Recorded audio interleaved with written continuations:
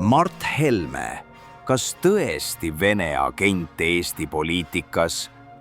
Tema karjääri vaadates tekib selline küsimus. Helme taust on vastuoluline. Nooruses kommunistliku propaganda edendaja, 90-ndatel Eesti suursaadik Moskvas, jäi ka vargusega välisministeeriumis vahele. Diplomaadina rääkis ta ilmselt kenasti demokraatiast ja koostööst. Töö kohustas. Kuid tagasi Eestis keeras Helme järsult teise äärmusesse. Ta hüppas mõõdukast Rahvaliidust uude EKRE-sse ja hakkas ajama karmilt parempoolset juttu. Nüüd teatab Helme, et ei usu liberaalsesse demokraatiasse ja peab Brüsseli globaliste rahvusidentiteedi hävitajateks. Euroopa Liitu sõimab, lehvitab traditsiooniliste väärtuste loosungeid.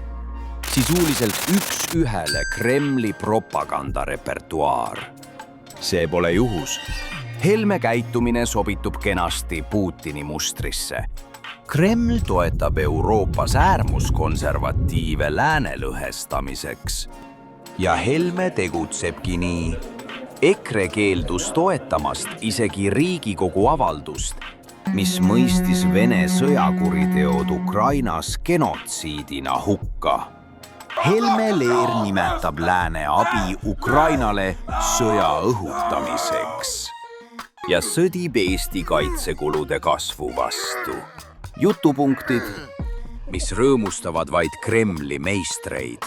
EKRE portaal Uued uudised vahendab avalikult Vene narratiive. Sõnavabaduse sildi all. Isegi Putini kokk Prigožin kavatses EKRE kaudu siin vassida. Mart Helme, kas Putini kasulik idioot või koguni teadlik käsilane? Igal juhul on tema jutt ja teod nagu Kremli käsiraamatust maha kirjutatud.